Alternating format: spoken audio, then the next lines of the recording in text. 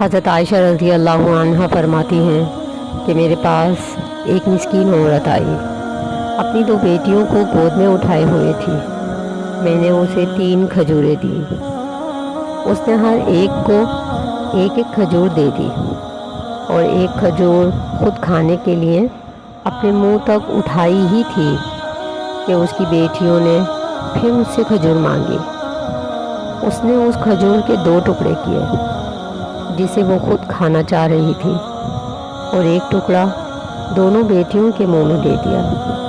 مجھے بڑا تعجب ہوا اس کے معاملے پر۔ میں نے اس کے اس فعل کا تذکرہ نبی صلی اللہ علیہ وسلم سے کیا تو آپ صلی اللہ علیہ وسلم نے فرمایا کہ بے شک اللہ تعالیٰ نے اس وجہ سے اس کے اوپر جنت واجب فرما دی، یا فرمایا اسے جہنم سے آزاد کرا دیا۔ مسلم۔